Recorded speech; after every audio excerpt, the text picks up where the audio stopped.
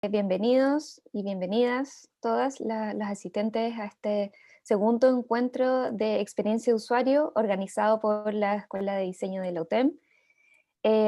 Este evento se está desarrollando en el marco de la celebración de los 50 años de nuestra escuela. Mi nombre es Pamela, también tenemos a Karina, la organizadora principal de este evento, y juntas somos docentes de la Escuela de Diseño. Les damos las gracias por asistir a este evento. Estamos muy contentas de contar con la presencia de todos ustedes, la presencia de profesores, de alumnos, exalumnos también, y de personas que quieran compartir todos los conocimientos cercanos a la experiencia de usuario y las tecnologías. Estamos muy contentas, como les decía, de esta segunda jornada. La primera fue el martes, ahora estamos en la segunda, que es hoy jueves. Tenemos dos expositores súper interesantes con charlas muy buenas, así que no se lo vayan a perder. Y eso, Cari, ¿quieres decir algo de inicio? Dar la bienvenida a la cita. Estamos muy contentas con la asistencia que tuvimos el martes. Esperamos que hoy día también nos acompañen hartas personas porque, como decía la PAME, hoy día las charlas están también súper interesantes, súper motivadoras, inspiradoras para todas las personas que les interesa la experiencia de usuario, el diseño de interacción. Así que eso, agradecer a las personas que nos están acompañando, profesores, estudiantes, profesionales, titulados de la escuela. Así que eso, comencemos. Súper. Ahora les vamos a presentar a nuestro primer expositor. Su nombre es Andrés Lucero, es profesor asociado de Diseño e Interacción y líder de investigación del Embodied Design Group en la Universidad de Aalto en Finlandia, diseñador en comunicación visual de la Universidad Tecnológica Metropolitana, es decir, de nuestra escuela. Tiene un doctorado profesional en Ingeniería en Interacción Usuario-Sistema de la Universidad Tecnológica de Eindhoven, y también otro doctorado en la interacción humano-computador en la misma universidad. También es investigador visitante en la Universidad de Arte y Diseño de Helsinki. Eso, Andrés nos trae su charla que se llama Interacciones codiseñadas, coubicadas y juguetonas. Suena muy interesante, específicamente la última palabra, así que Andrés, son todos tuyos. Por favor, ilústranos con tu charla.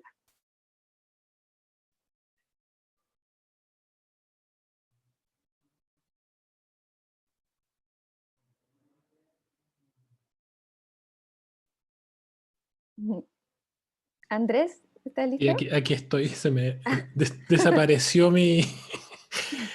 desapareció mi... Ah, aquí está Keynote, ok. Esperen un poquito, un segundo. Sí, no te preocupes. Es que no me aparece acá. Safari, no quiero Safari. A ver. Probemos de nuevo.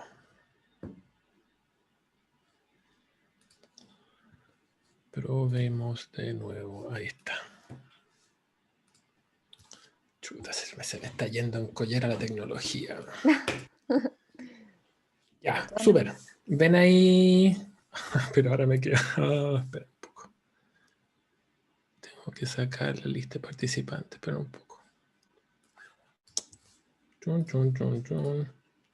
Ya, ahora sí. Disculpen.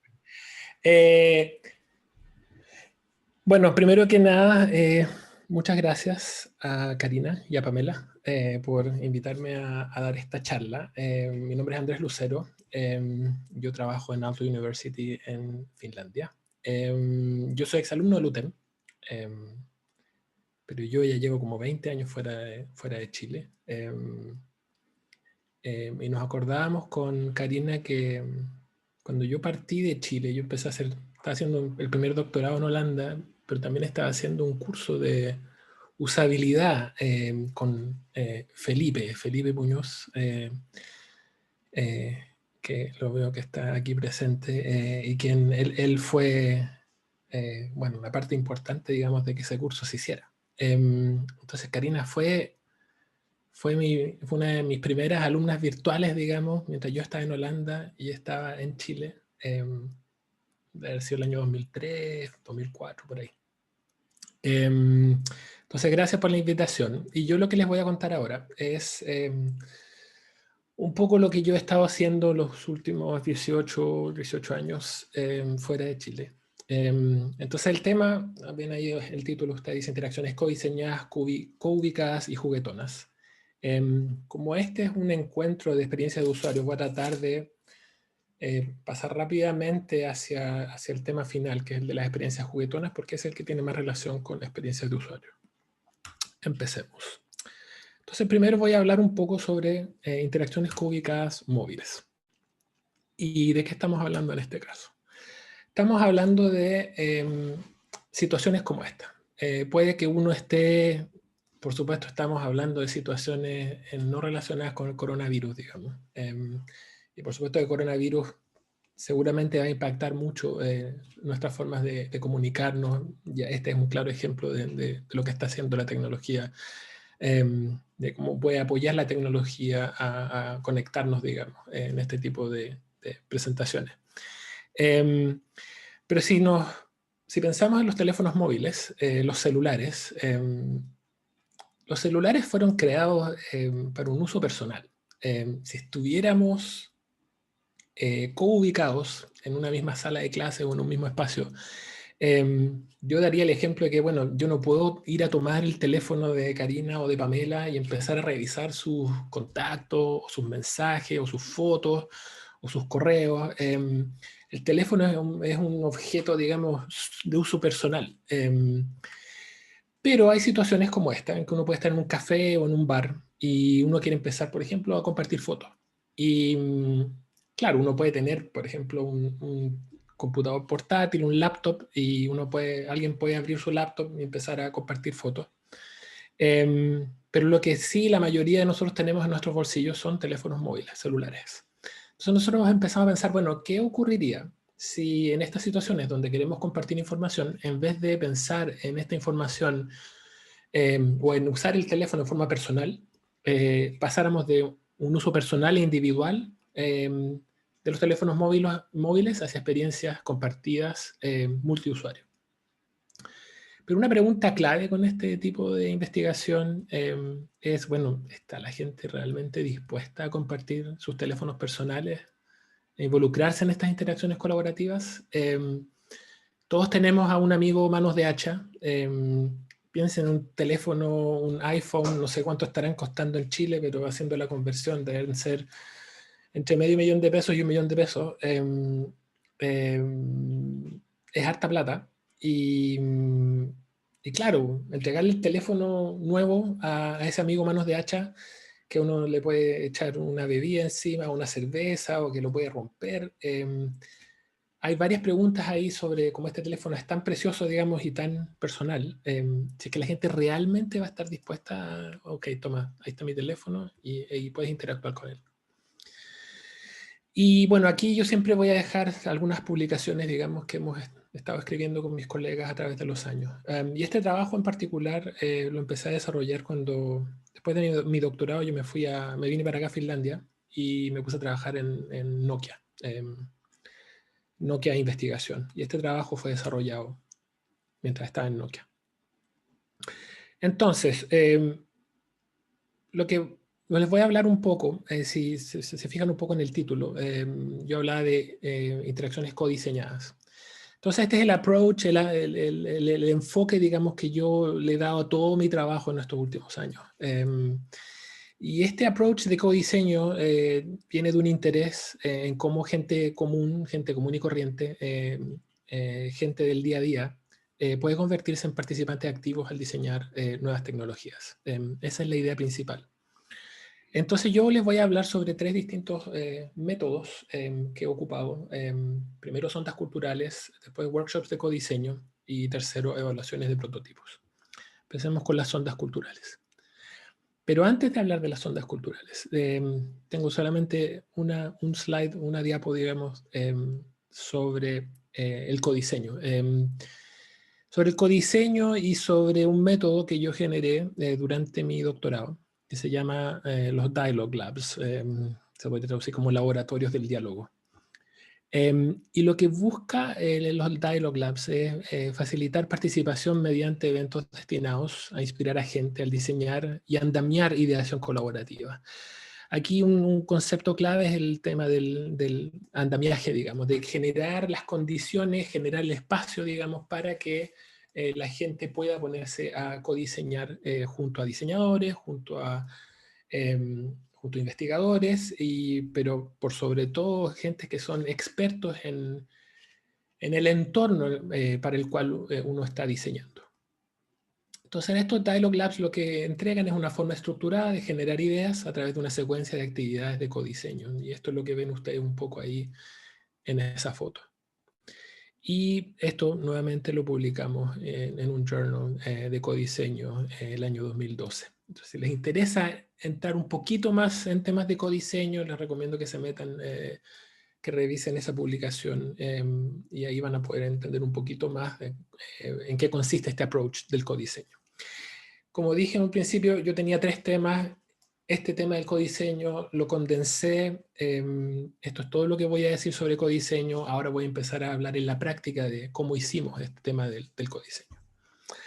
Entonces, volvemos atrás al proceso que les estaba hablando de las tres etapas. Y la primera etapa fue una técnica que se llama sondas culturales, que fueron creadas por Bill Gaber y sus colegas el año 99. Y este es un método exploratorio de autodocumentación.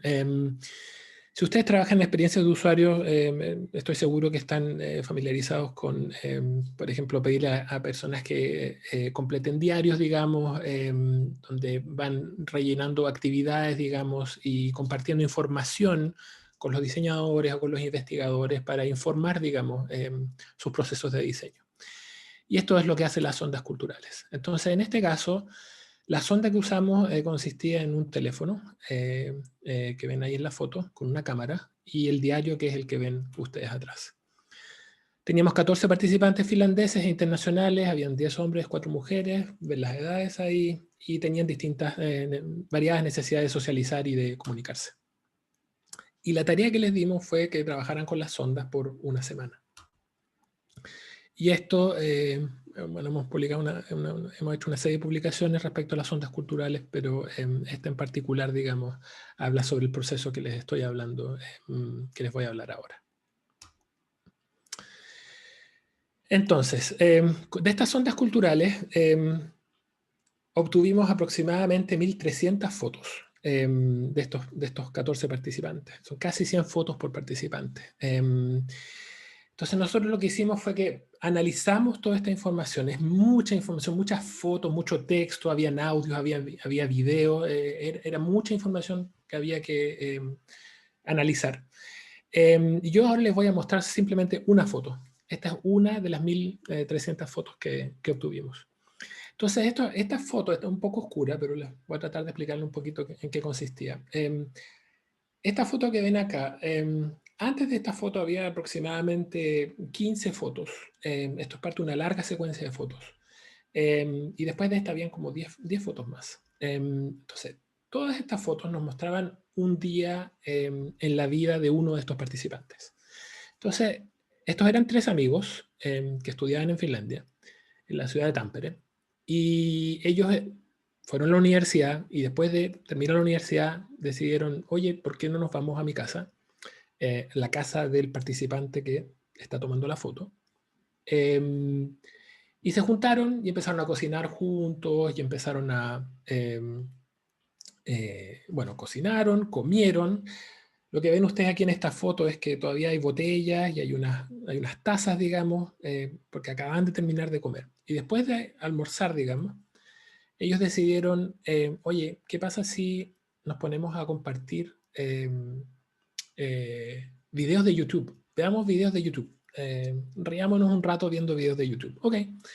Entonces lo que ocurría era que, ustedes ven la persona a la izquierda, creo que en esta foto él estaba jugando un juego, pero tenía unas ventanas atrás donde estaba viendo videos de YouTube. Entonces, cuando encontraba algo entretenido para compartir, él agarraba ese monitor bien grande y bien pesado, como eran en esa época, y lo giraba hacia el otro chico de la polera roja para compartir la información. Y lo mismo hacía el tipo de la derecha con ese laptop, que encontraba un video, buscaba un video de YouTube, lo encontraba y cuando quería compartirlo, él simplemente giraba su laptop hacia la otra persona.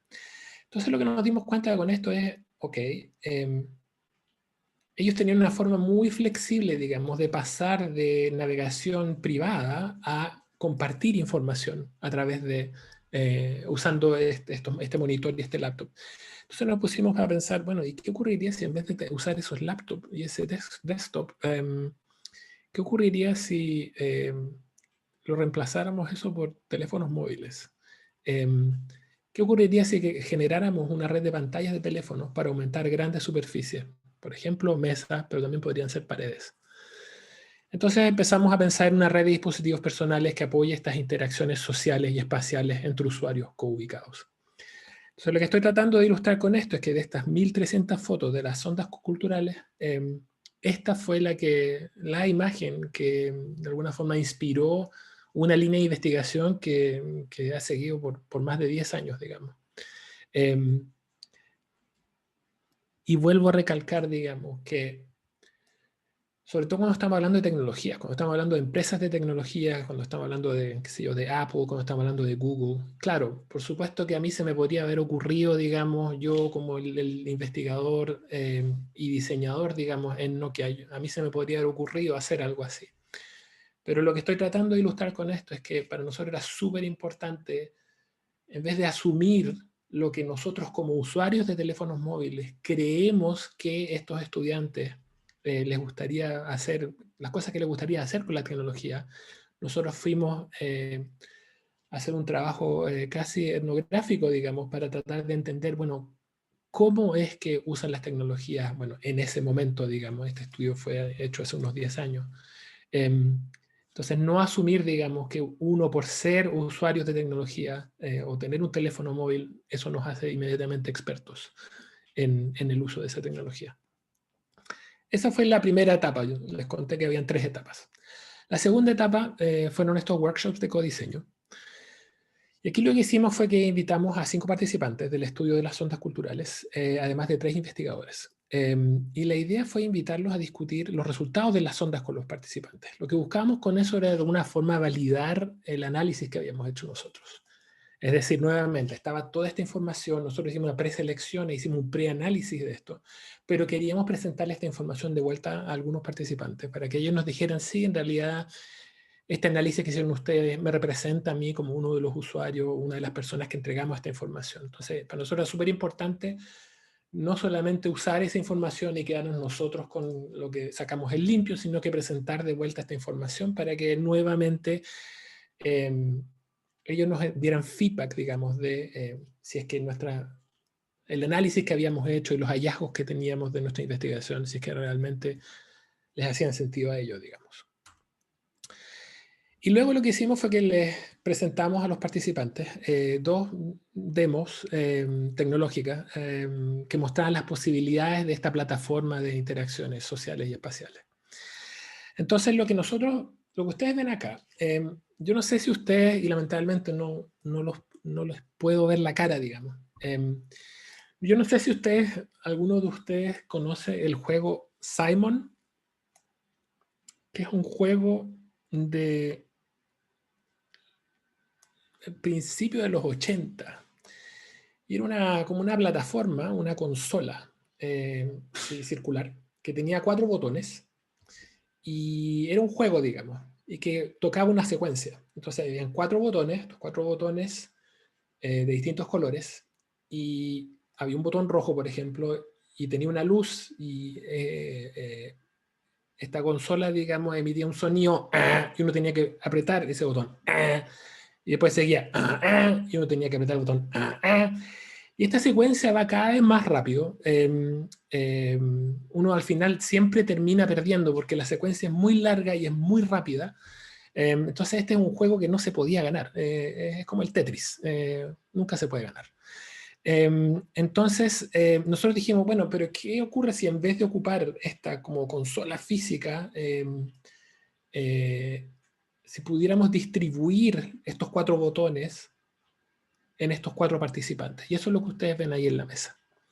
Entonces, hoy en día, para aquellos de ustedes que juegan Overwatch, o que juegan Fortnite, o que juegan FIFA en línea, o que hacen, bueno, cualquier tipo de juegos en línea y multimedia y masivos, digamos, por supuesto que hoy en día jugar en línea no tiene ninguna gracia. Pero cuando hicimos esto, acaba de salir el iPhone. Yo no sé si ustedes se acuerdan, pero el primer iPhone no tenía Bluetooth, ni siquiera tenía Bluetooth. Entonces, lograr que estos teléfonos lograran hablar el uno con el otro y coordinar movimientos y generar esta secuencia y que el sistema estuviera escuchando para que si uno apretaba el botón muy rápido o se demoraba mucho, digamos, para que todo el juego perdiera, los teléfonos no estaban diseñados para eso. Entonces nosotros hicimos esta demo para que la gente empezara a pensar, ok, o sea, yo podría hacer un juego que estuviera distribuido en distintos teléfonos. Entonces lo que ustedes ven en esta foto es que nosotros les presentamos el juego, empezaron a jugar, y el tipo de la derecha, el del teléfono rojo, el botón rojo, como que no entendía mucho el juego. Entonces empezaban a jugar, y cuando le tocaba apretar el botón al tipo del teléfono rojo, se demoraba mucho y perdía todo el grupo. Entonces, bueno, la primera vez, ok, tratemos de nuevo, empezaron a jugar de nuevo, y lo que ven ahora en esta foto es que el tipo de la izquierda, el teléfono verde, lo está empezando a mirar, y le está empezando como a insinuar, oye, te toca apretar el botón. Y después de esta secuencia, digamos, volvieron a perder porque el tipo no apretó el botón. A la tercera vez que empezaron a jugar, el tipo del teléfono con el botón verde, cuando le tocaba al tipo del botón rojo, no aguantó más y tomó su brazo, lo extendió y fue y apretó el teléfono del botón rojo. Y eso para nosotros fue súper interesante porque de alguna forma lo que nosotros queríamos ver era si la gente iba a dejar de ver los teléfonos como algo personal.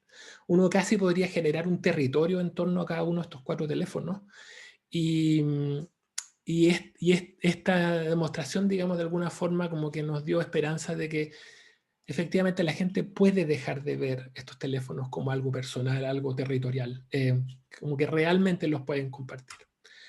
Entonces, una vez que hicimos eso, una vez que le mostramos las posibilidades tecnológicas a los participantes, se codiseñó 20 aplicaciones juguetonas para esta plataforma.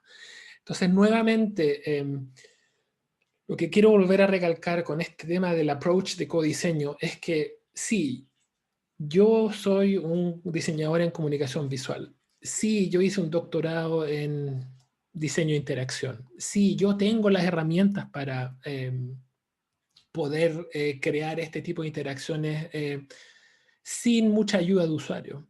Pero lo que yo he desarrollado en los últimos años es realmente, en todo mi trabajo, digamos, es realmente involucrar a gente común y corriente, digamos, en el codiseño de esta tecnología. Yo puedo tener el conocimiento sobre la tecnología, yo puedo tener el conocimiento sobre diseño, pero para mí es súper importante que mostrarles posibilidades a la gente. Esta es una posibilidad. Al final no hicimos muchos juegos. Este fue un juego, fue un ejemplo, pero gracias a ese ejemplo la gente dice, o sea que los teléfonos pueden empezar a hablar el uno con el otro. Qué interesante. Ok, y eso les permite llegar y proponer otras ideas de qué se podría hacer con estos teléfonos.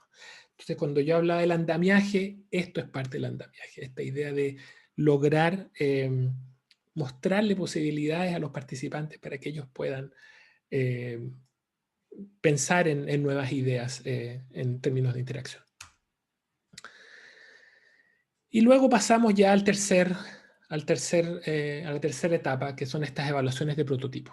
Y esto lo que nos permite es completar el ciclo o una interacción completa de diseño. Esto seguramente son actividades a las cuales ustedes están mucho más acostumbrados. Habitualmente uno hace una recopilación de antecedentes y uno puede hacer, por ejemplo, entrevistas al principio de un proceso de diseño, y al final quizás uno pueda hacer una evaluación de usabilidad, por ejemplo. Pero nuevamente la idea de mi trabajo siempre ha sido ir haciendo todo este proceso en distintas etapas con los usuarios en la medida de lo posible.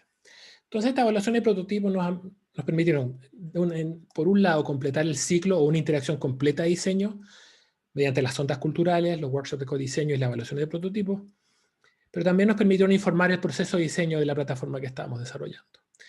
Y finalmente nos permitió hallar mejoras potenciales para los prototipos específicos que estábamos desarrollando. Entonces, de alguna forma, estas son las 3 etapas del proceso, y yo les voy a mostrar ahora un par de aplicaciones que desarrollamos. La primera se llama Mindmap, que es una herramienta de brainstorming que permite a un grupo de trabajo crear, editar y ver notas virtuales sobre una mesa. Entonces, ¿qué es lo que hicimos acá?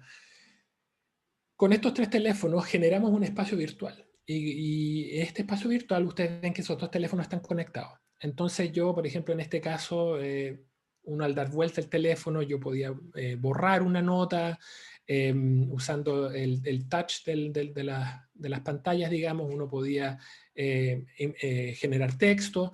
Y aquí ustedes ven que yo estoy conectando 2 teléfonos y podía conectar los teléfonos en cualquier orientación que yo desee, digamos. Ahora, este fue como un primer paso hacia esta idea de generar un espacio virtual con estos teléfonos móviles. Sin embargo, si yo tomase cualquiera de estos teléfonos y los moviese, los separara, digamos, el sistema aún seguiría pensando que estos 2 teléfonos estaban conectados. O sea, si yo hice este movimiento, digamos, y conecté las pantallas, pero si yo físicamente desplazaba esto, iba a generar una idea, el sistema no iba a saber que yo separé estos teléfonos. Entonces, teníamos que seguir desarrollando este trabajo. Y eso lo hicimos en el segundo prototipo. El prototipo se llama Pass Them Around. Y aquí lo que buscábamos de alguna forma era, bueno, como ven ustedes ahí, dice permitir a gente coubicada compartir fotos usando la metáfora de hacer correr fotos de papel. No les veo la cara, no veo, digamos, qué edad tienen ustedes, digamos. Pero si tienen mi edad y son un poquito mayores, anteriormente lo que uno solía hacer, cuando alguien se iba de viaje, por ejemplo, y se llevaba una cámara de fotos, lo que solía hacer la gente era imprimir fotos en papel. Y hoy en día la verdad es que puede que haya gente ahora, personas que están siguiendo esta presentación, que ustedes de vez en cuando puede que ustedes impriman fotos en papel físico, papel fotográfico. Sin embargo, hoy en día lo que se hace principalmente es que uno o conecta, o publica, comparte fotos en Flickr o en Facebook u otra red social. O alguien puede que conecte su cámara directamente a una tele o muestre las fotos directamente desde un laptop. Pero esto tiene ciertas limitaciones, porque en antaño lo que se solía hacer era que, por ejemplo, si alguien de mi familia se iba de viaje y decía, oigan, yo fui, qué sé yo, fui a Buenos Aires, les quiero mostrar mis fotos de Buenos Aires. Ok, juntémonos todos a ver las fotos de Buenos Aires.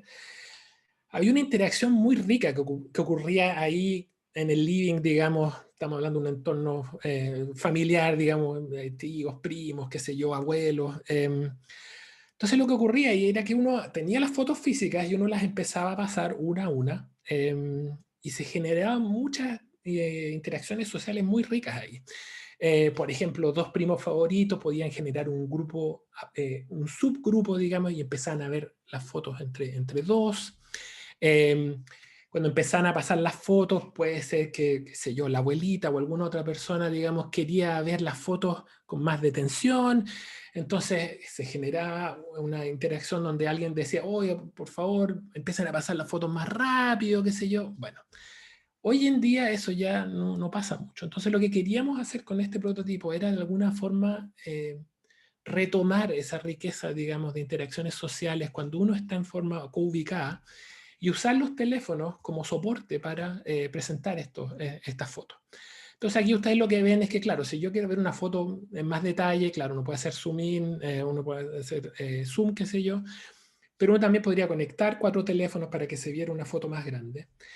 Y eso es el proceso que ustedes ven aquí, donde se generan dos subgrupos, se conectan estos teléfonos y se despliega la foto más grande, digamos. Pero asimismo, si yo quiero enviar físicamente una foto a una persona, digamos, en un espacio físico, nosotros logramos conectar hasta 16 teléfonos y la verdad es que podíamos enviar fotos en forma bastante... ¿cómo se dice? Con mucha precisión, digamos. Yo podía enviarle realmente la foto a la persona que está ahí y este sistema tenía sensores que permitían que se sabía la posición de los teléfonos, la posición relativa a los teléfonos uno respecto al otro.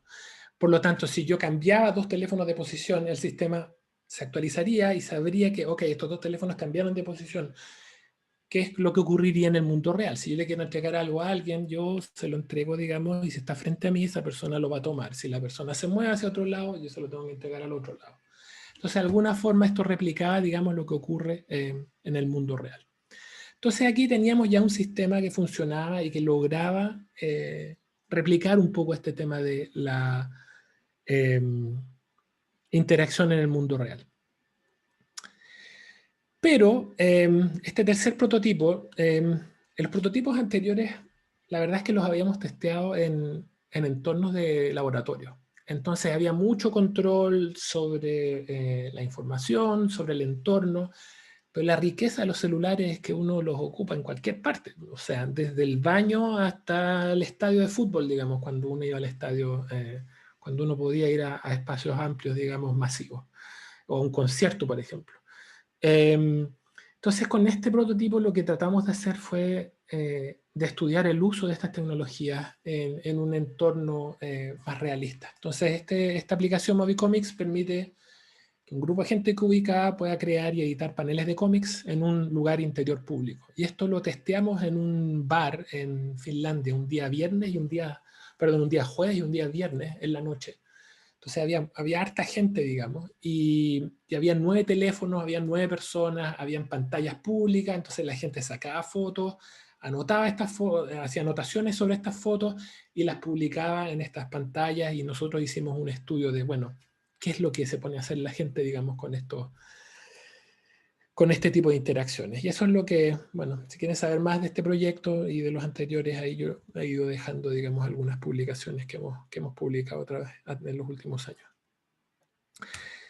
Entonces, eso es lo que hacía Movicomics. Con esto yo termino una primera parte que tenía que ver con el tema de diseño e interacción. Y ahora vamos a meter brevemente en dos temas. El primero es, esto es algo más reciente que yo estaba haciendo y que guarda relación con métodos de investigación en primera persona en interacción humano-computador o HCI.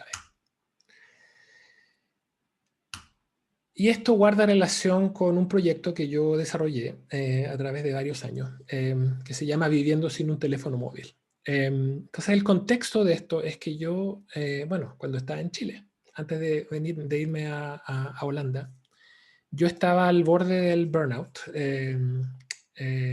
Tenía 4 trabajos al mismo tiempo. Era diseñador web, era diseñador freelance, hacía clases de UTEM y además era árbitro de fútbol profesional, que es lo que ustedes ven ahí en esa foto. Hace muchos años. Y hace muchos kilos también, hace como 30 kilos. Y la idea con esto era que como yo estaba al borde del burnout, yo necesitaba mejorar mi vida de alguna forma. Entonces lo que hice es que me deshice de mi teléfono. Cuando yo me fui a Holanda, yo dije, ok, teléfono celular, lo dejo de lado. Y lo que desarrollé fue una autoetnografía con mis experiencias de vivir sin un teléfono móvil durante 9 años. Estos 9 años son los 6 años que estuve en Holanda. Luego regresé a trabajar en industria en Nokia, acá en Finlandia. Ahí a uno le entregaban el teléfono el primer día, digamos, por lo tanto no me podía escapar del teléfono. Pero luego cuando me fui a Dinamarca, entre el 2014 y el 2017, nuevamente dejé de usar un teléfono móvil. Y este trabajo lo que hace es que proporciona una perspectiva a largo plazo sobre la desintoxicación tecnológica y propone 7 criterios para juzgar una autoetnografía. Entonces, esto lo quería compartir porque es un trabajo que es un poco más reciente y nuevamente esta idea de asumir que porque uno es usuario de tecnologías o porque uno dejó de usar tecnologías, hay distintas perspectivas, digamos, y si ustedes se meten, por ejemplo, a servicios de, bueno, yo no me meto mucho a los servicios de gobierno, digamos, en línea, pero hay una serie de lugares en Estados Unidos o en Europa donde uno al llenar formularios, por defecto, digamos, piden un teléfono móvil. Asumen que todo el mundo en el mundo moderno tiene un teléfono móvil. Y yo creo que hay que abrir espacios de discusión donde, bueno, no todo el mundo tiene un teléfono móvil, ya sea por aspectos económicos, por aspectos de tecnología. Cuando hablamos del mundo global, nuevamente, asumir que todo el mundo tiene un iPhone, no es así. Aunque quizás todos ustedes tienen un iPhone, pero bueno, ustedes son representantes, digamos, de un sector, digamos, de Chile, digamos, y diseñadores, y etcétera, etcétera. Entonces, nuevamente, una invitación, digamos, un poco como a no asumir y a abrir la mente, digamos, de que hay gente que no usa correo electrónico, hay gente que no usa teléfono, etcétera, etcétera. Hay gente que no tiene auto. Desde que me fui de Chile, yo no tengo auto tampoco. Y ahora me meto finalmente al tema de las experiencias juguetonas. Yo sé que el tema, la palabra juguetona, digamos, sobre todo en Chile, tiene una connotación especial, digamos, y bueno, por lo general nos reímos con los primeros minutos, digamos, con mis alumnos, con la palabra juguetona. Pero bueno, ¿de qué estamos hablando? Estamos hablando de play and games, es decir, de el verbo jugar y de juegos. Y esto también fue un trabajo que desarrollé en Nokia. Entonces, por un lado, jugar, bueno, todos sabemos, está profundamente arraigado en la cultura humana. Huizinga en 55 ya hablaba de estos temas. Luego, Roger Caillois y Gonzalo Frasca hicieron una distinción entre lo que es jugar y los juegos. Entonces, por un lado está Paidia, que es esta alegría a menudo presente cuando los niños juegan libremente. Y por otro lado está Ludus, que es este juego formal, con reglas que definen a un ganador. Y esta pintura que ustedes ven acá en el fondo es de Peter Bruegel el Viejo, se llama Juego de Niños, fue pintada en 1560. Y muestra 80 actividades de juego libre, pero no todos son juegos. Entonces, hay una página web súper interesante que los invito a que la revisen,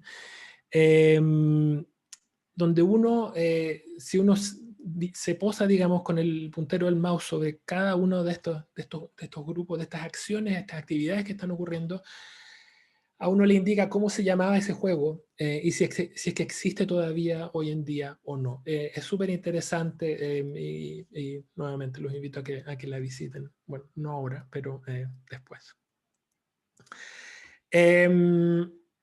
Entonces, ¿de qué estábamos hablando? Estábamos hablando de jugueteo o playfulness. Y nuevamente la palabra jugueteo genera carcajadas, pero bueno.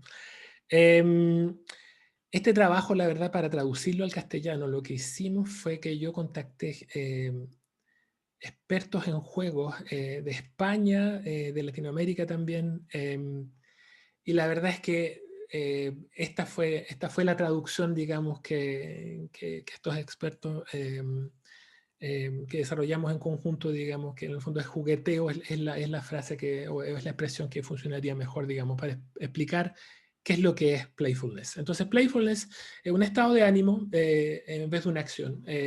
Fullerton ya hablaba de esto en el 2004, y la definición que nosotros ocupamos fue que es un estado de ánimo en que las personas abordan actividades cotidianas con una actitud frívola, sin propósito, digamos. No hay consecuencias cuando uno toma esta actitud de jugueteo. Y lo que empezamos a pensar en Nokia, piensen en el cambio que generó un teléfono móvil cuando apareció, por ejemplo, el iPhone. Y lo que buscaban Nokia de alguna forma era, bueno, ¿cómo podemos dejar de pensar que el teléfono, si ustedes se acuerdan, los teléfonos Nokia eran súper funcionales, uno se les caía en el baño y igual funcionaba, la batería duraba como una semana, eran súper robustos los Nokia, digamos. Pero Nokia estaba tratando de pensar, bueno, pero ¿cómo podríamos tratar de pensar en el teléfono para un dispositivo que sirva para otras cosas? Y hoy en día, por supuesto, ustedes usan el teléfono para ver Netflix y para jugar, qué sé yo, Candy Crush o lo que sea. Entonces se ha extendido ese uso del teléfono, que ya no es tan funcional, ya no es solo para hacer llamadas o mandar mensajes de texto. Se ha abierto a otras cosas. Y no que lo que buscaba era pensar en estas experiencias juguetonas que ocurren cuando la gente mira el mundo con una perspectiva similar a Paideia. Y ustedes lo que ven aquí en el fondo es un ejemplo, por ejemplo, en otoño, cuando hay estos montones de hojas secas, digamos, y que uno por algún motivo siente una necesidad de ya sea patear estas hojas o saltar entre grupos de hojas, o si alguien está, acá en Finlandia ocurre mucho que cuando nieva en la noche hay que sacar la nieve para poder sacar el auto, y de alguna forma esa sacada de nieve se convierte en una guerra de nieve. No hay un objetivo detrás de eso, es nuestra naturaleza juguetona, digamos, que nos hace hacer esas cosas. Y nosotros lo que pensamos en Nokia en ese entonces es que esta es una cualidad de diseño que es importante, pero que a menudo está descuidada cuando pensamos en el diseño de actividades.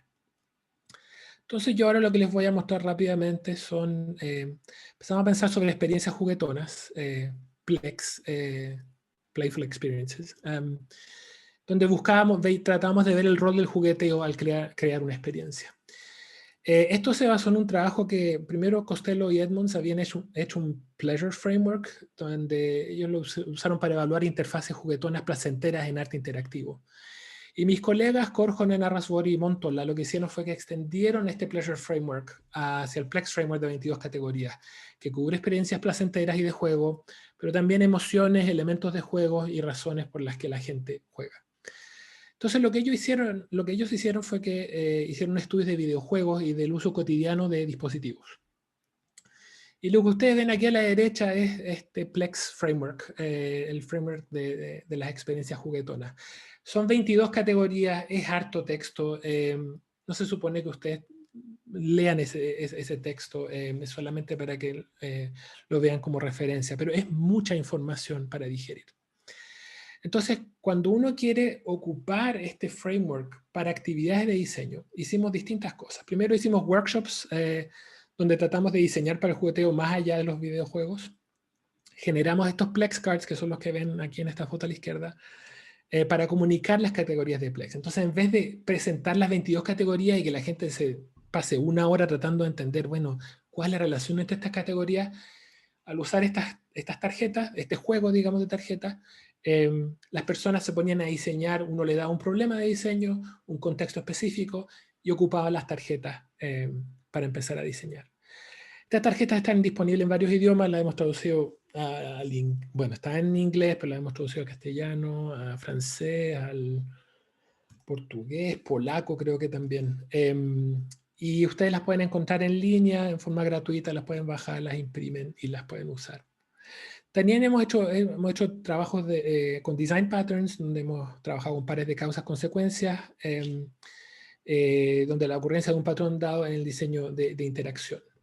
Para aquellos de ustedes que estén familiarizados con el trabajo de design patterns, hemos trabajado con eso también. Esto ha sido el trabajo que hemos hecho Plex para el diseño. Y aquí, como les mostraba rápidamente, el tema de los Plex cards. Estas son las Plex cards, el diseño de las cartas. La mitad superior lo que buscábamos era presentar emociones humanas de forma abstracta en blanco y negro para centrarse en la emoción. Entonces, si ustedes ven la foto de arriba, en la mitad superior, la categoría en castellano, esta es encanto. Y esta niña de ahí arriba, lo que está haciendo, ella está viendo tele. Y bueno, si ustedes tienen niños en esa edad, yo he visto esta cara muchas veces, digamos, en mi casa. Cuando los niños están viendo la tele y se van. Entonces, si uno está tratando de buscar como emociones universales, digamos, nuevamente uno no puede asumir que hay teles en todas partes del mundo, pero esta expresión humana, digamos, de alguna forma puede generar un punto de inspiración y un punto de partida para empezar a diseñar en torno al concepto del encanto. Luego la mitad inferior buscaba presentar ejemplos de la vida cotidiana, fotos en color de manos para sugerir interacciones posibles.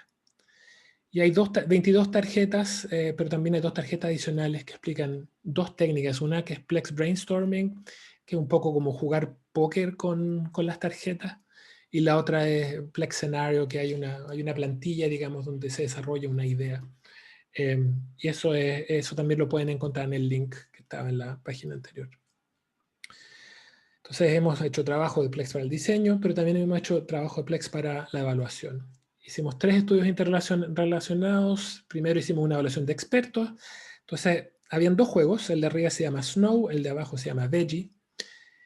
Y le pedimos a expertos que tomaran el Plex Framework y evaluaran estos 2 juegos existentes. Luego hicimos entrevistas a los diseñadores de los juegos, de la compañía Rovio. Ustedes seguramente los conocen, los creadores de Angry Birds. Entonces le pedimos a diseñadores de la empresa Rovio que jugaran los juegos y que luego usaran el framework de Plex para evaluar estos juegos. Y finalmente hablamos con los desarrolladores de estos 2 juegos, de la empresa finlandesa Kuasema. Y nuevamente les preguntamos qué tipo de experiencias estaban tratando de crear cuando desarrollaron estos juegos. Y esto lo publicamos hace unos años en la conferencia de DPPI. Ok, y esto es lo último que les voy a presentar, que fue un último paso que hicimos, que fue un cuestionario. Para aquellos de ustedes que trabajan con cuestionarios, sabrán que validar un cuestionario no es tarea fácil. Nos demoramos como 4 años en lograr validar este cuestionario. Y lo que permite este cuestionario es nuevamente entregar una herramienta para que cuando hay una experiencia que se puede haber desarrollado con este Plex Framework en mente o no, pero que haya una herramienta validada, digamos, para que los participantes puedan evaluar y contarnos si efectivamente este diseño que uno generó, esta experiencia de usuario que uno trató de generar en torno al jugueteo o a playfulness, si es que realmente con esta herramienta uno puede medir, digamos, si es que esto realmente se logró. Y esto, finalmente, el mensaje a recordar de esta charla. Entonces, yo les hablé hoy de experiencias codiseñadas, cúbicas y juguetonas. Primero hablé brevemente sobre el codiseño y esto nuevamente un interés en cómo gente común puede convertirse en participante activo al diseñar nuevas tecnologías. Luego les hablé un poco más en detalle de las interacciones sociales y espaciales, donde se buscaba pasar de un uso personal de teléfonos móviles hacia experiencias compartidas multiusuarios. Y finalmente les hablé sobre las experiencias juguetonas o Plex, donde se exploraba el rol del jugueteo al momento de generar experiencias de usuario. Experiencias que fueran menos funcionales, digamos, y más juguetonas. Y eso es lo que yo tenía preparado para ustedes. Muchas gracias por su atención y puedo tomar preguntas ahora. Gracias. Andrés, muchas gracias por tu presentación. Súper interesantes todas tus investigaciones. Acá en el chat, mientras tú hablabas, efectivamente hay personas que jugaron Simon. Algunos dicen que era imposible seguir más allá de los 10 a 15 botones. Sí. También Renato dice que jamás pasó la primera secuencia, así que bien, súper bien. Otra persona también dijo que tenía el primer iPhone, así que hay hartas personas que sintieron empatía con lo que tú nos estabas hablando. Y también, bueno. Sí, súper bueno. También hay algunas preguntas que nos dejaron, así que te las voy a leer para que tú nos puedas contar. Primero, Gloria nos pregunta, ¿Dialog Labs es similar al concepto de Lego Serious Play? Sí, la verdad es que hay varias metodologías de codiseño. Hay muchos... no lo mencioné mucho, pero muchas gracias por la pregunta porque ahora puedo como pasar el mensaje. Una de las razones por las cuales yo me fui a Dinamarca fue que estas metodologías de codiseño, por diversos motivos, se generaron en los países nórdicos en general, pero más específico en Dinamarca. y bueno, Lego es una empresa danesa. Entonces, todas las cosas que yo usé para inspirarme en los Dialogue Labs también guardan relación con Design Labs, donde se llevaba a gente a, por ejemplo, si uno quería codiseñar algo en la universidad, por ejemplo. Si uno estaba tratando de codiseñar experiencias en una universidad, lo que se hacía es que se generaban espacios de codiseño en la universidad, en los espacios que la gente frecuenta a diario, y se generaban actividades de codiseño, por ejemplo, en la cafetería o frente al kiosco, o qué sé yo, en el hall central, digamos, donde se hacen las entregas o las exhibiciones de diseño, las salas de clase, etcétera, etcétera. Entonces, nuevamente, estas metodologías se generaron en Dinamarca y a mí me interesaba ir a la fuente y entender, ya, ok, pero ¿qué hay en Dinamarca que hace que estas metodologías, digamos, surjan en esos espacios? Y claro, efectivamente los daneses tienen un tema con el diseño participativo, digamos, que se generó en los 70, tiene todo un tema político muy fuerte, digamos, que tiene que ver con los sindicatos y con los derechos de los trabajadores, procesos de automatización, digamos, del entorno laboral. Entonces, en vez de empujar la tecnología a estos espacios, lo que se buscó fue que la gente expresara su opinión, que los trabajadores pudieran dar su opinión respecto a cómo ellos ven que esas tecnologías van a influir en ellos. Y, y, y nuevamente el tema de los Dialogue Labs también guarda mucha relación con...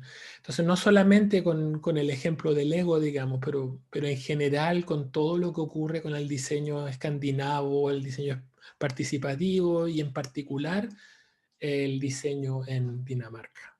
Creo que eso es Los nórdicos en general tienen un tema muy fuerte con el consenso. Tienen un tema muy fuerte con... por ejemplo, si trabajamos en un departamento y se quiere hacer una nueva estrategia,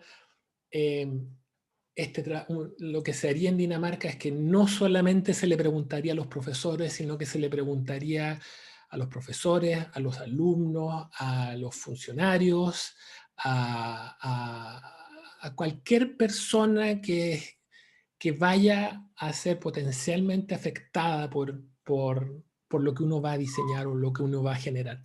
Entonces hay un tema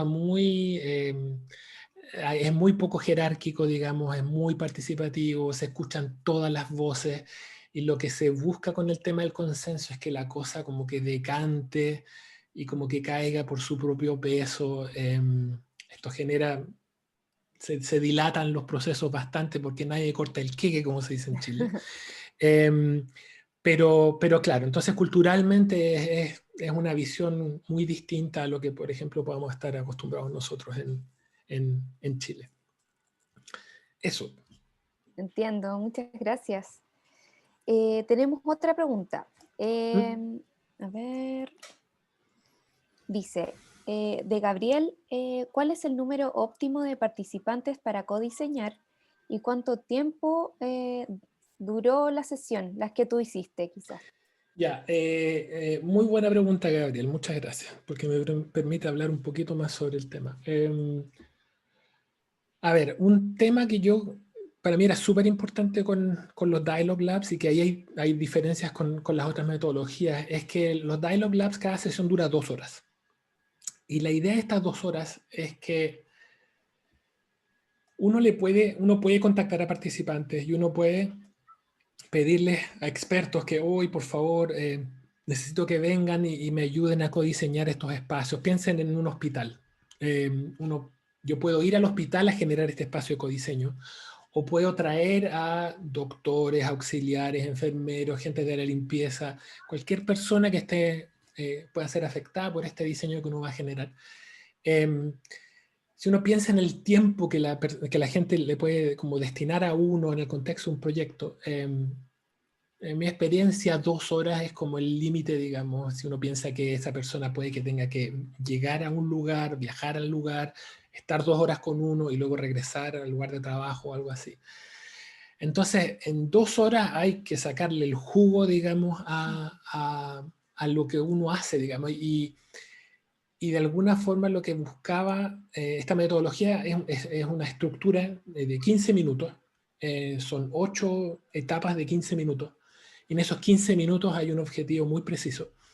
Y lo que se busca de alguna forma es, yo estoy seguro que todos hemos estado en alguna sesión de codiseño, de brainstorming o de lluvia de ideas, donde uno llega, digamos, están todos estos post-it y estos papeles en la pared, digamos, y uno dice, ok, vamos a generar ideas en torno a tema B.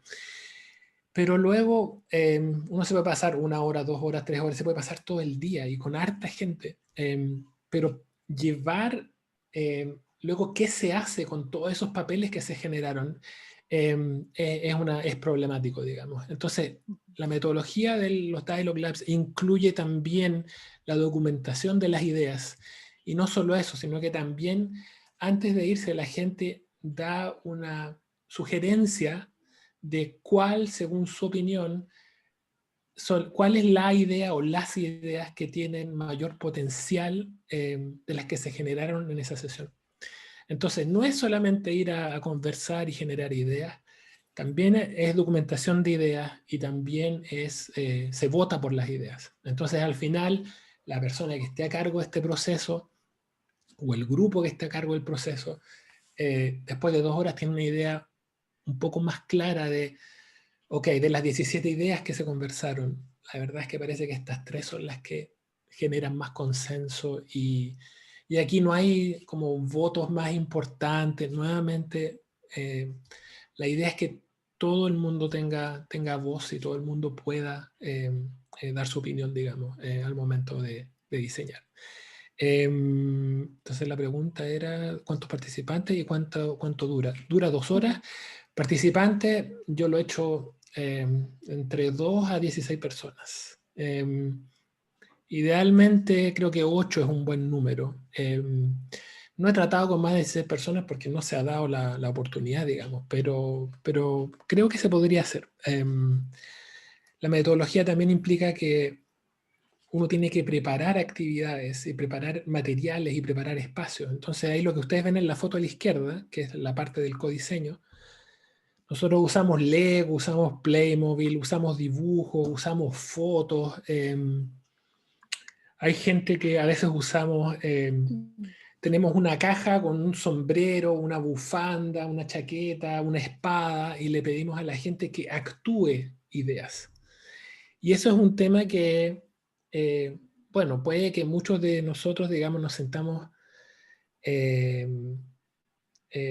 muy cómodos, digamos, de empezar a bocetear con un extraño, digamos. Recuerden que lo que se busca aquí no es que sean solo los diseñadores los que generan ideas, sino que se busca que un diseñador o un investigador trabaje con un experto. Si hablamos de un hospital, que un diseñador trabaje con un doctor, que un diseñador trabaje con una enfermera, etcétera, etcétera.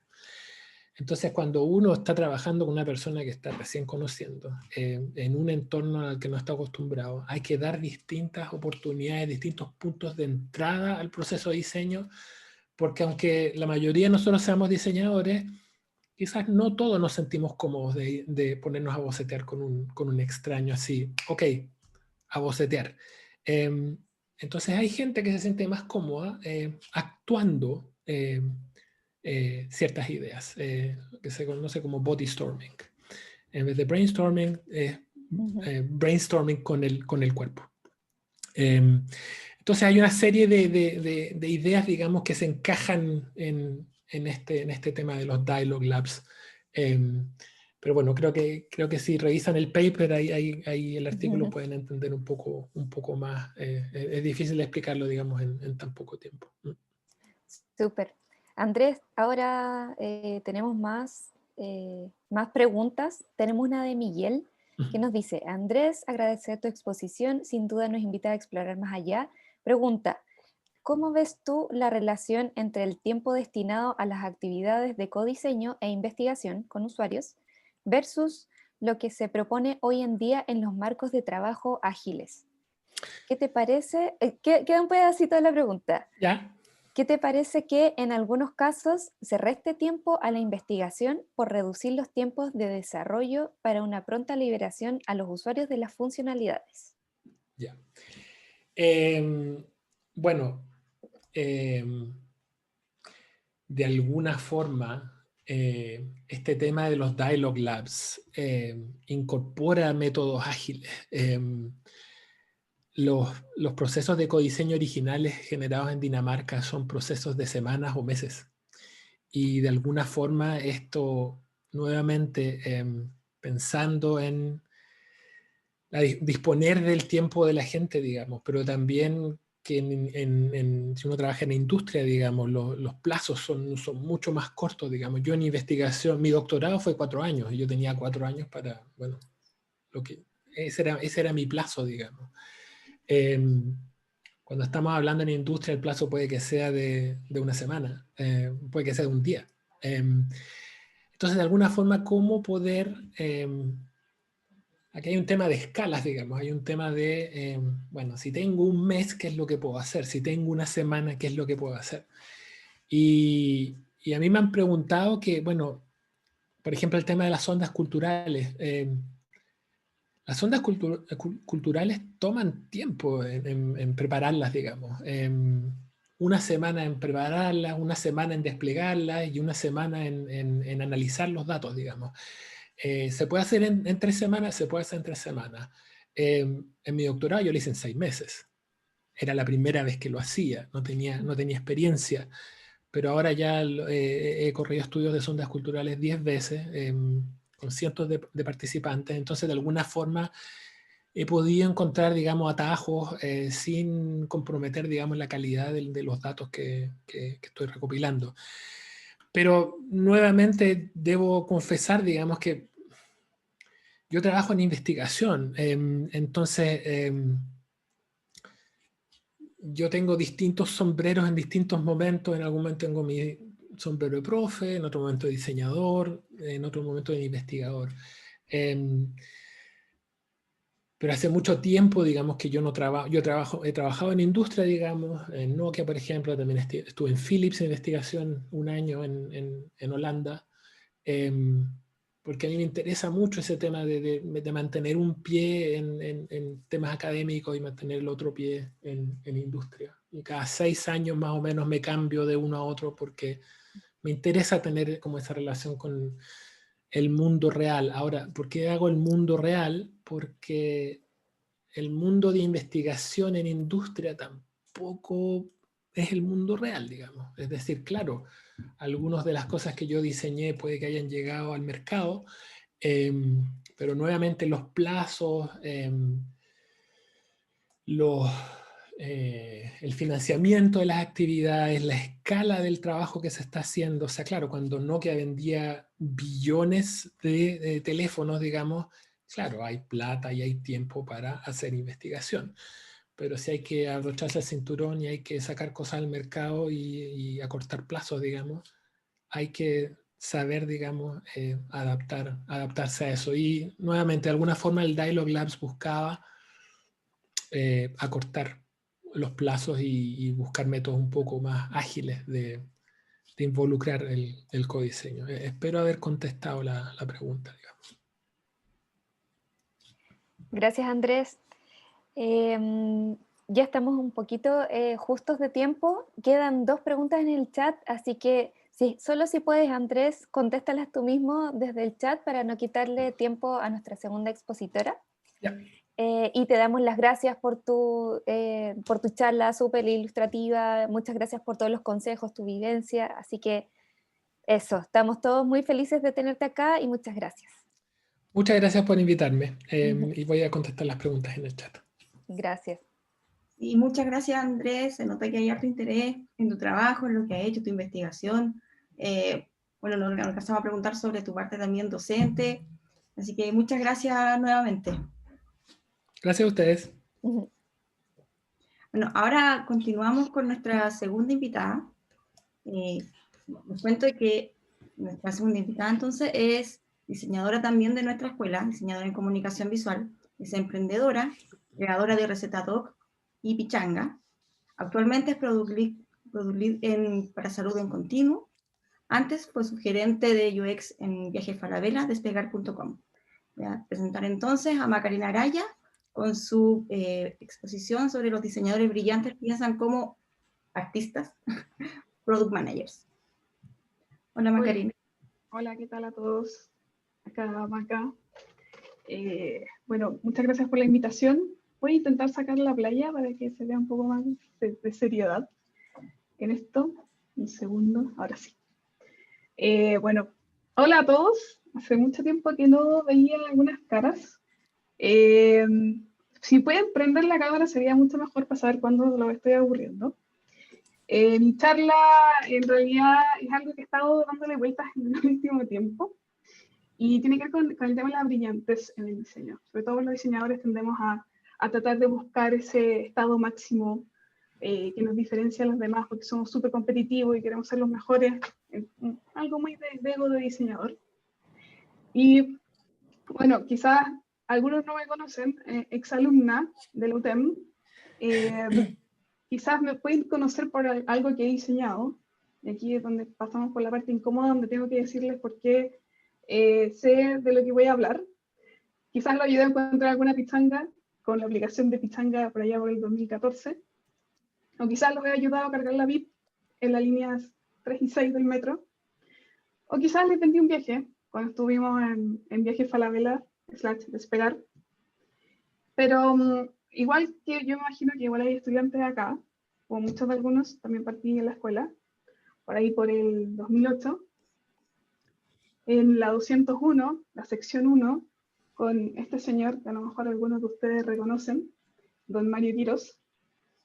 Y Mario, el primer día de clases, nos preguntó por qué queríamos ser diseñadores. Yo no estaba muy preparada para esa pregunta, la verdad, no tenía muy claro por qué quería ser diseñadora, especialmente porque fue mi cuarta opción cuando di la PSU, pero sí sabía que me llamaba la atención la semiología y el ramo de expresión. Bueno, y el ramo de taller yo pensaba que era educación física y pensé que uno podía elegir un taller como de fútbol. Estaba muy equivocada, no era así. Pero bueno, a la pregunta que hizo Mario en ese momento, algunos de mis compañeros en ese día respondieron porque me gusta dibujar, lo cual yo no compartía mucho, nunca me he definido como una diseñadora que le gusta dibujar. Algunos respondían porque les gustaba rayar la parte de atrás de los cuadernos y se lo recuerdo claramente porque lo encontré el más descabellado.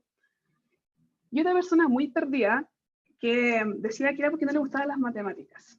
Debió de haber pasado muy mal cuando le tocó proyectiva espacial. Y cuando me preguntó a mí, Mario, no tenía muy claro qué decirle, pero le dije que a mí me gustaba inventar cosas. No sabía si eso era realmente diseñar o si eso define un diseñador, pero siempre he creído que hay algo en el proceso de creación cuando hablamos de diseño. Siempre que intentamos definir el diseño, decimos que es un acto de comunicación, un acto de proyección, pero para mí en lo particular siempre ha sido algo relacionado a la creación. No es novedad para nadie decir que el diseño se fundamenta de todas las bases visuales del arte, eso no es novedad para nadie, pero sí hay una juxtaposición cuando empezamos a hablar de UX, porque no solamente estamos hablando de la versatilidad visual, sino que también estamos hablando de la usurpación de otras ciencias que no nos corresponden por formación y que además ni siquiera la usamos muy bien. Eso es algo que hay que decir, porque tomamos prestados elementos de la psicología, de la etnografía, de la sociología, y la mayoría de los diseñadores las aplica como cree que hay que aplicarlas. Pero normalmente ni siquiera estamos cercanos a cómo lo aplican los investigadores reales. Pero ya, salimos jugando, y pareciera que el UX es como ciencia elevada del diseño, y el diseñador UX tiende a sentirse muy superior a las demás disciplinas del diseño. ¿Por qué? No lo tengo muy claro todavía, pero me pasa constantemente que me encuentro con ese perfil.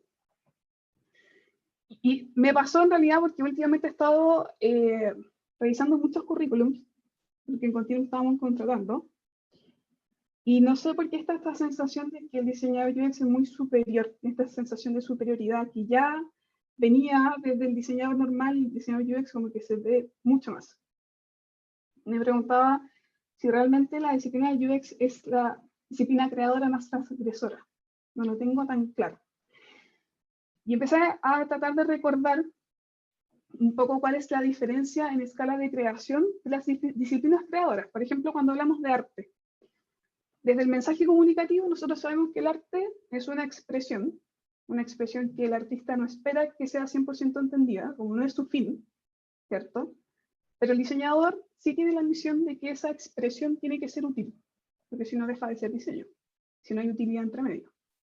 Y tiene que ser decodificable, porque si mi usuario no está entendiendo lo que estoy diciendo, me salté la parte de usuario, pero deja de ser diseño, no es útil, no es funcional. Y cuando empezamos a hablar de UX, esta expresión muta a diálogo, porque hay una bidireccionalidad, hay una interacción. Ya deja de ser solamente un mensaje unidireccional. Y me gustaría quedar un rato en el diálogo, pero cuando uno busca la definición de UX en Google, uno se encuentra con esto del diseño de experiencia, el diseño de los touch points y el servicio. Pero para mí, entendiéndolo desde la perspectiva del diálogo, UX es esta conversación que ocurre entre un sistema y una persona, y la disciplina debiese enfocarse en eliminar ese ruido de la interacción que ocurre en esa interacción, ¿ya? Entre el sistema y la persona. Entonces, para mí, el diseñador pasa a ser este sujeto que tiene que velar por la asertividad del diálogo. Si yo no soy lo suficientemente asertivo en el diálogo, el sistema no sirve, porque el usuario se frustra y no logra hacer lo que tiene que hacer. Entonces, cuando nos llevamos a lo que es, ¿qué se define como buen diseñador UX? Para mí, cuando ocurre esta creación de pieza de software, porque puede ser aplicación, puede ser web, puede ser cualquier tipo de sustrato, y hay una interacción con un usuario o una persona, el buen diseñador se encarga de que esto sea lo más effortless posible, lo más fluido posible, y estamos constantemente en la búsqueda de esa interacción perfecta. Y supuestamente tenemos esta pieza de software que intenta solucionar un problema.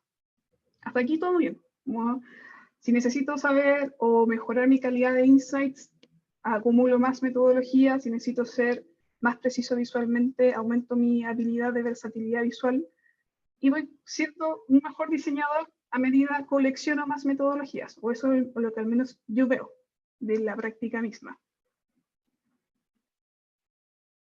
Que era lo que les decía. Entonces, ¿cuándo empezamos a ver un diseñador que sobresale de la media? Ese diseñador que tiene la capacidad de pensar, mi interfaz o mi producto está resolviendo realmente el problema. Porque a veces los diseñadores tendemos a quedarnos muy pegados en que esta interacción sea lo más perfecta posible, pero en realidad dejamos de ver el problema real. Como, ¿estoy realmente solucionando el problema? ¿O estoy demasiado ocupado haciendo que esta interacción sea perfecta? O sea, lo más perfecta posible. Y cuesta pasar al terreno que normalmente es gobernado por el PO o por el Product Manager en estas dinámicas ágiles, donde está este ser que dice o que tiene la misión de darle estrategia y visión de producto a lo que se está creando. Porque se asignó ese rol y ese rol normalmente siempre es liderado por un ingeniero. Es raro, poco usual ver que un PO o un PM es un diseñador, porque tenemos la concepción de que la parte estratégica no la pueden hacer los diseñadores. Incluso me pasaba cuando trabajaba en corporaciones y me preguntaban qué mención de ingeniería tenía.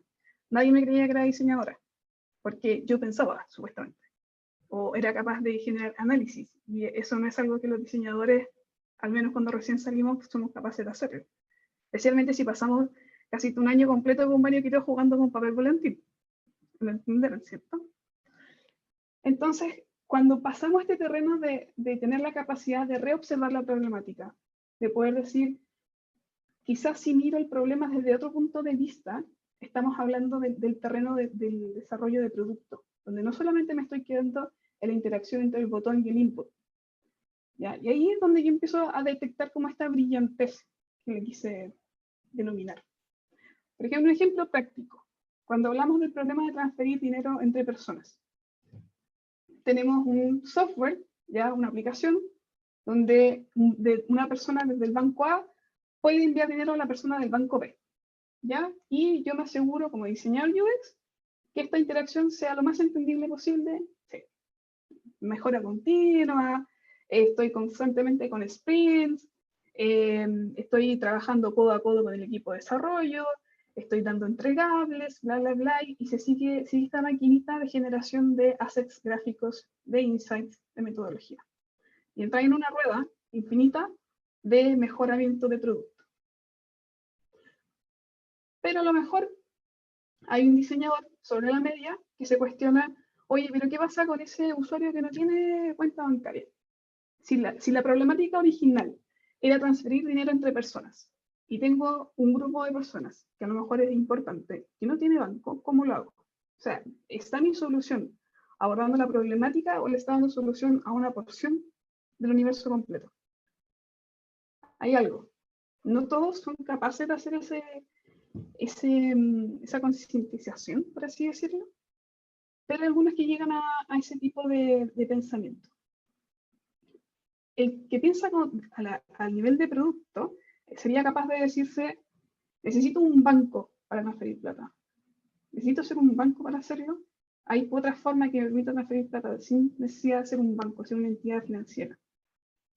Se llaman billeteras digitales. Las primeras fueron africanas, los que se dieron cuenta que en realidad los saldos del teléfono podían ser transferidos de un teléfono a otro y que el saldo del teléfono se podía transformar en una moneda de cambio. Entonces, te estás saliendo desde el paradigma de entender que eso se resuelve desde la entidad financiera, sino que estoy mirando el problema desde otra perspectiva. ¿Ya? Pero no me quería quedar con un ejemplo de algo que no he hecho, así que les traje un ejemplo de algo que sí he tenido que abordar. Y es el caso de la prescripción de medicamentos en pandemia.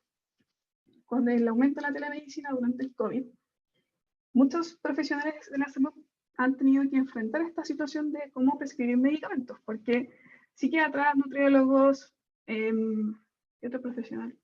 Dijimos sopa, psiquiatras y nutriólogos, que atienden, o pediatras también puede ser, o geriatras, que atienden online, pero no tienen la posibilidad de continuar el tratamiento a sus pacientes porque no tienen cómo mandar la receta de manera virtual. Hay doctores que lo han solucionado mandando una foto por WhatsApp a sus pacientes, por ejemplo, o enviando la receta física por Uber. Eso se le llama workaround solutions, porque estoy tomando el problema y le estoy dando alguna solución que lo rodee. Eso se llama así. Pero aquí no necesariamente estamos creando un producto, ¿cierto? En cambio, hay algunos software que han salido en el último tiempo que tratan de emular la receta y digitalizarla, como en el caso de Minsal. Minsal sacó hace poco un software que te permite escanear la receta, ¿ya? Y enviarla por correo a tu paciente. Y al parecer, parece que está solucionando el problema. El tema es que tienes que guardar la receta 6 meses, por si alguien te lo pide, que no queda muy claro quién es la persona que te lo va a pedir, pero tiene que resguardarlo. Entonces, al final, no es una solución paperless. En cambio, hay otros software que sí están generando receta electrónica sin necesidad del papel, firmada con firma electrónica avanzada, que supuestamente le da este sello de autenticidad. Pero, en general, esas soluciones no están solucionando el problema de raíz. Lo que están haciendo es perpetuando la corporalidad que tiene la receta. Estoy tratando de replicar lo que existía en el mundo físico a través del software. Pero en realidad no estoy solucionando el problema de prescribir medicamento en pandemia. Porque ¿qué pasa con ese usuario que no tiene teléfono inteligente? ¿O qué pasa con ese usuario que no tiene correo? ¿Cómo le hago llegar la receta si no tiene la capacidad de hacerlo? ¿O tiene un teléfono normal?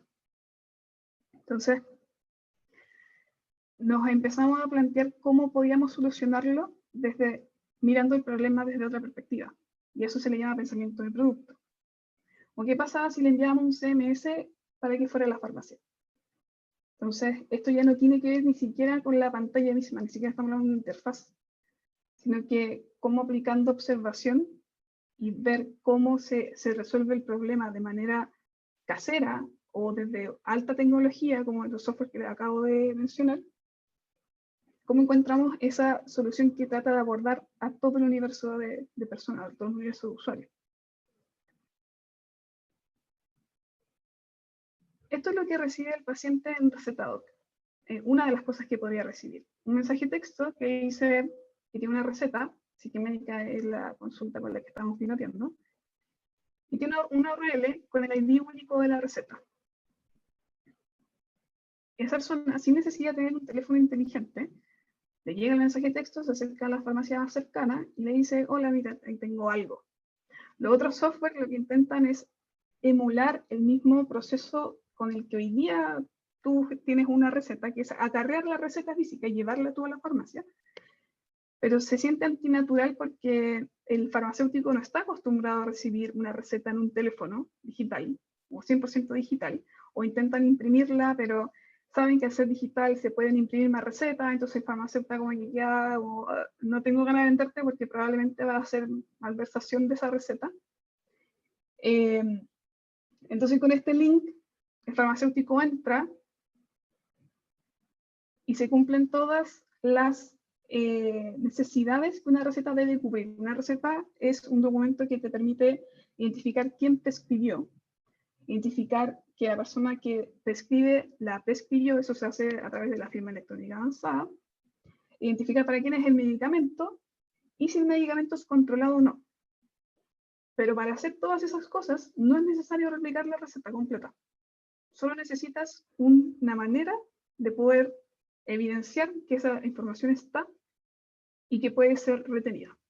Por ejemplo, que es lo que sale en el lado derecho de la pantalla, donde sí se puede observar que tiene firma electrónica avanzada, descargando la receta corpórea, pero la diferencia es que ya no necesitas que el paciente acarree la receta, ni tú transportarla, porque está todo en la nube, y la posibilidad de inhabilitar una receta para que no sea vendida en más de una farmacia, que es retenerla online. Bueno, este es el aprovecho del la pausa comercial, en caso de que tengas algún amigo que le pueda servir este producto, cuéntenos de RecetaDoc, que vamos a lanzar próximamente, lo estamos en marcha blanca. Pero quiero que se queden con la idea de que el pensamiento de producto básicamente es reobservar las problemáticas desde otro punto de vista, y no quedarse pegado con la habilitación de una interfaz perfecta, o de hacer los testeos infinitos, o de hacer el mejor A/B test, porque la mayoría de los diseñadores que quieren solamente ser buenos diseñadores se quedan con la acumulación de metodologías y se enamoran más del proceso. Hacen unos procesos hermosos de investigación, pero que en la práctica siguen siendo la generación de un botón, la generación de un input, la generación de una interfaz, pero sin pensar que si el problema está abordado en su completitud. Por eso si vamos de nuevo a la tabla comparativa, donde habíamos visto que UX es un diálogo, pensar en productos es una declaración de visión. Es cuando yo digo, no necesito un banco para transferir plata, no necesito una receta para vender medicamentos. Es un statement, es una declaración de visión que se hace concreta a través del software, pero no es el software en sí mismo, es cómo lo articulas, cómo lo orquestas. Por eso el pensamiento de producto es mirar con otra perspectiva la problemática. Eso. Y para cerrar, estas son hipótesis de por qué creo que a los diseñadores en general nos cuesta desarrollar esta mentalidad de producto, y en parte es porque las metodologías de trabajo que le llaman ágiles, pero en realidad para la mayoría no son ágiles, es trabajar apurados, porque tenemos un deadline, no tenemos que liberar a producción pronto, es que el Scrum en general polariza responsabilidades, porque el diseñador se encarga de esto, el desarrollador se encarga de esto otro, el product owner se encarga de esto otro, y la estrategia siempre está apuntada hacia el PO, hacia el PM. Y eso le quita al diseñador el espacio de poder decir, oye, pero yo también tengo visión estratégica, yo también puedo definir producto, porque está polarizada la responsabilidad. También está la cultura corporativa, donde llegáis a empresas donde simplemente la innovación es tratar de alcanzar la competencia y cumplir con el estándar de industria que se le llama. No nos vayamos por este lado experimental porque la competencia A, B y C se están yendo por este lado y no queremos que se nos arranque. Pasa en la mayoría de las grandes corporaciones ese tipo de pensamiento. La tercera, creo, que tiene que ver ya con el diseñador mismo, que tiende a quedarse pegado en esto de la acumulación de metodologías o la acumulación de técnicas. Porque al parecer, entre más cursos de Platzi tenga, entre más metodologías sepa, mejor diseñador soy. Y no se trata de eso. Entonces, cerrando, una frase que a mí me hace mucho sentido de Marcel Proust, que no tiene que ver con la innovación de crear lo nuevo, o porque no hay nada nuevo bajo el sol, es tratar de mirar las cosas desde otra perspectiva, mirar las cosas con otros ojos. Y yo creo que eso es vital para poder desarrollar este pensamiento de producto. Eso. Gracias. Gracias, Macarena. Súper buena tu presentación. Yo creo que le abre como los ojos a varias personas que están iniciando en la parte profesional, como diseñadores de experiencia sobre todo. No sé si hay alguna pregunta en el chat. Bueno, aquí hay una de Gloria. Dice, ¿cómo hacer para que los diseñadores tengan un pensamiento más estratégico y que piensen distinto? ¿Cómo lo hiciste tú? ¿Sigo compartiendo pantalla todo esto? No. ¿No? No. ¿Estuve compartiendo pantalla en algún momento? Sí. Vimos ya. Ok. Ya, no me quedo atrás. La pantalla. Ya. ¿Está ¿Está compartiendo? Estoy compartiendo. Hay un Mac compartiendo. Ya. Es que no encuentro el botón de donde se... Estoy muy bad UX. Todo eso. Está arriba. Ya lo encontré. Gracias, Farid. ¿Y cómo lo hice yo? Juntándome con ingenieros. Eso hice. Dejé de juntarme con diseñadores porque los diseñadores se enfrascaban en conversaciones que tenían que ver mucho más con la estética que con la funcionalidad. Empecé a juntarme más con desarrolladores para entender por qué abordaban las cosas desde qué perspectiva. Empecé a acercarme a los...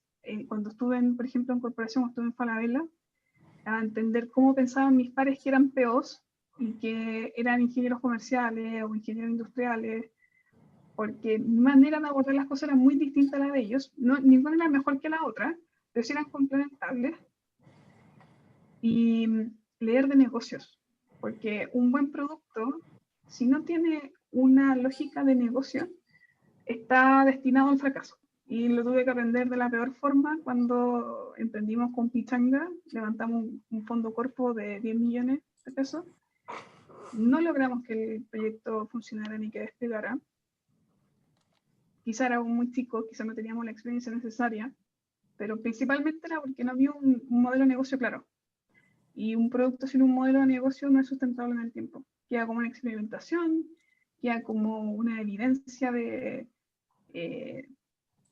practicidad, de aplicación de diseño, pero no más que eso. Gracias. Macarena, te quería preguntar, ¿cómo fue tu experiencia como subgerente en Viaje a Falabella? Siendo súper joven y mujer sobre todo.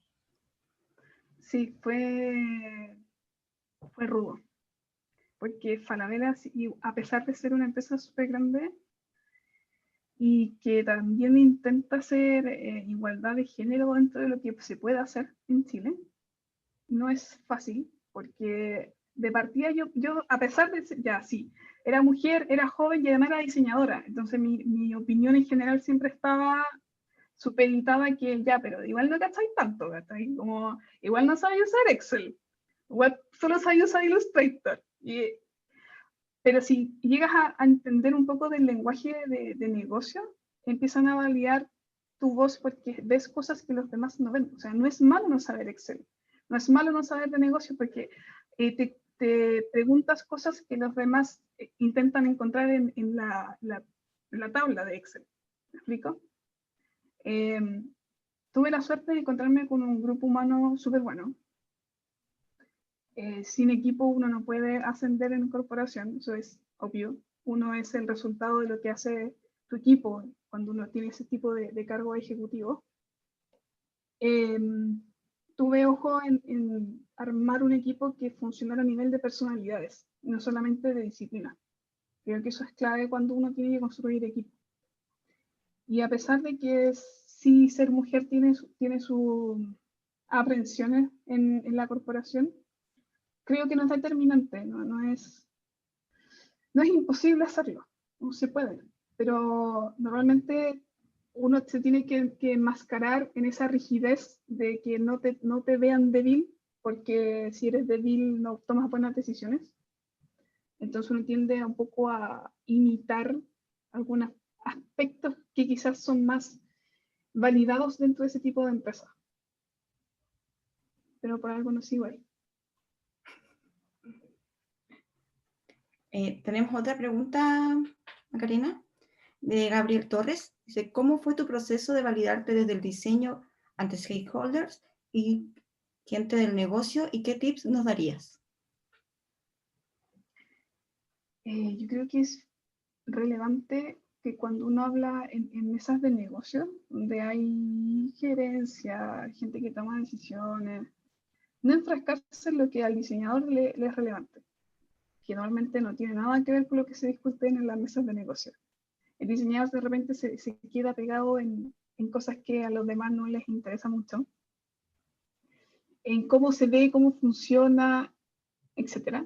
Pero sí, y esas cosas son válidas de conversar, pero la conversación no puede partir desde ahí, no puede partir desde el sitio web está desactualizado o está feo, o ¿qué importa? Estoy vendiendo, no sé, 10 millones de dólares, me importa muy poco si es que los colores son feos, pero se puede comenzar a trabajar conversando desde el discurso de ellos.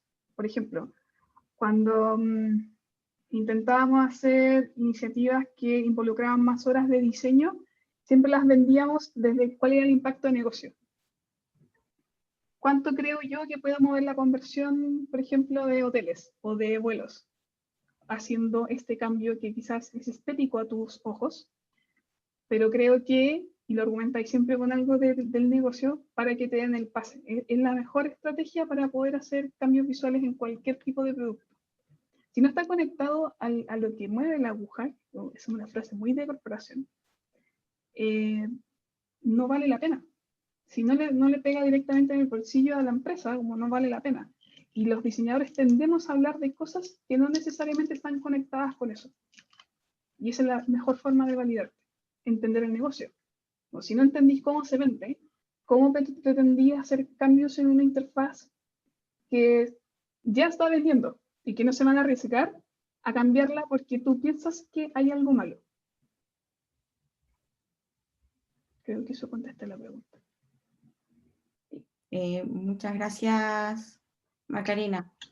Genial, dice Gabriel, respondiendo. Bueno, con esto agradezco tu presentación, Macarena, tu participación, por aceptar la invitación, por transmitir tu conocimiento, tu experiencia. Ahí siguen agradeciendo las respuestas, aprovechando que Andrés también sigue conectado a pesar de que allá ya pasó la medianoche, ¿o no? ¿Sí? Sí, ya pasamos la medianoche y empezó su jornada súper temprano, nos estaba contando, seguramente mañana igual. Muchas gracias por seguir conectado con nosotros, por responder todas las preguntas que seguían en el chat. Bueno, con esto entonces estamos comenzando a cerrar esta actividad. Quiero darle el pase, no sé si Pilar, no sé si sigue conectada, a José Salvi también, de que quiere dar algunas palabras para terminar. Sí, gracias por darme la palabra. No pude partir cuando se inició Andrés, empecé cuando yo había empezado. Y me dio mucho gusto verlos ambos, porque bueno, Andrés, en el caso, ya lleva bastantes años afuera, y da un gusto verlo. Y bueno, te aprovecho ahora el aviso que te voy a mandar un correíto por otro tema. para estar conectados. Y Macarena, también felicitarte porque en realidad como partiste con esa experiencia con Mario Quirós, ¿cierto? Y cómo estás ahora, y cómo estás posicionada en el medio, también me da mucho gusto. Y porque de alguna manera en ambos, y quienes vimos también el martes, hay un reflejo muy fuerte de la formación de la escuela, que a pesar de que a veces, como se dice, no tiene probablemente las mejores salas, pero sí Los mejores pretendemos, baños. ni los mejores baños. No, ahora han mejorado, ahora han mejorado. Ah, ya. Están Qué bueno. mucho mejor, están muy buenos, están muy buenos. Es la capacidad reflexiva, la capacidad de pensamiento crítico, que ayuda a poder proyectarse en espacios estratégicos. Yo creo que ahí quien logra tomar ese hilito, digamos, del diseño, se logra proyectar como ustedes lo han hecho.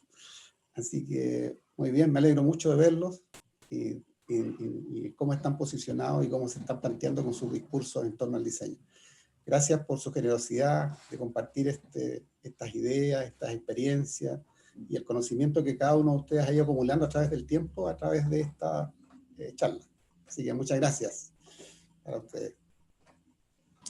Pamela y Karina, disculpen, justo escuché cuando me estaba desconectando que me estaban dando la palabra. Sí, quiero, le estaba avisando que me tenía que retirar, pero como estábamos terminando, aprovecho y volví para darle la gracia a André y a Macarena. La verdad es que, bueno, no los conozco a ellos porque soy de la otra área de formación, así tan precisamente, pero he sabido a través de todos los colegas, todos los compañeros, de los profes. A Macarena la ubico, más cercana, más joven, de los últimos tiempos, no titulada hace tanto tiempo, pero sí estamos al tanto de sus logros, avances, y la verdad es que escucharlo y las posturas, todo el ímpetu que hay detrás en lo que han querido compartir hoy día, no sé, me parece, y se lo decía ahí a Andrés en un minuto, y también a Macarena, visionario, muy generosos. O sea, en el fondo aquí están entregando todo lo que ellos han logrado para toda esta audiencia que hay, exalumnos, alumnos y otros invitados que han llegado interesados. Así que muchas gracias, de súper alta calidad la presentación, por lo menos en lo personal, las expectativas absolutamente superadas. Me encantó escuchar. Gracias. ¿Pamela? Y a todos los asistentes también. Gracias a todos. Karina, Gracias. Karina, Adelante. Sí, ¿me permitirías un segundo? sí, claro. Bueno, me sumo a las palabras que se han expresado con antelación. Y la verdad que a mí no me sorprende lo que he visto ni lo que he escuchado. Sí me agrada mucho, me pone muy contento. O sea, escuchar a la Macarena Araya, para mí es de toda lógica. Simplemente que ahora lo veo en una expresión profesional de muy alto nivel, y que es lo que de algún modo comenzó a escribir cuando era alumna. Y verlo ratificado aquí en su exposición tan sintética y sobre todo tan lúcida, no hace más que refrescar la mirada, y sobre todo en estos tiempos tan complejos. Así que Macarena, te mando un abrazo y por cierto te felicito por la trayectoria y por todo el dominio que estás adquiriendo. Bueno, y en el caso de Andrés, solamente mandarle un abrazo conmigo y saludo a la familia, a los niños y a la Sole. Y un gusto de verlo y saber que sigue su camino como usted quiere. Solamente eso. Un abrazo a todas y a todos. Gracias. Por último, Pamela, ¿vas a decir algo? Sí, quiero agradecerles a todos por sus palabras también, a los expositores, tanto del día martes como del día de hoy. Ya lo he dicho otras veces, súper reveladoras sus charlas. Creo que sirven mucho a la mirada que ustedes tienen para los alumnos. Qué bueno que esto va a quedar grabado para que todas las personas que no pudieron asistir lo puedan ver. Y el crecimiento, o sea, ver reflejado en ustedes el crecimiento desde la mirada de un alumno que podrían alcanzar, me imagino que debe ser muy motivante e impresionante también. Y por último, quiero darle gracias a Karina por ser la principal organizadora de todo este evento el año pasado. Este año, a mi juicio, salió súper bien, súper interesantes todos los temas que hablamos, y muchas gracias también por invitarme a mí. Eso. Sí, gracias. Gracias a todos por el apoyo. Quiero nombrar a Ruth Segovia también, que es quien está detrás de todo esto, que hace que todo funcione, que manda los correos, que crea los formularios. Sin ella, en verdad, esto no sería posible. Así que mis aplausos para Ruth, para las autoridades de la escuela que están presentes, para los docentes que nos acompañan, estudiantes también que están apoyándome, apoyando a Pamela, a todos nosotros, a los titulados que están acá, a los quienes estuvieron el martes, a gente también fuera de la universidad que está súper interesado en el tema y que creyó en esta segunda instancia de manera online. Así que muchas gracias a todos, esperamos verlo el próximo año y seguir creciendo en este encuentro de experiencia de usuario en la Escuela de Diseño. Así que muchas gracias a todos. Nos vemos. Gracias por la invitación. Un gusto verlos a todos. Un gusto. Que estén bien. Muy bien. Chao, que estén bien. Chao, muchas gracias.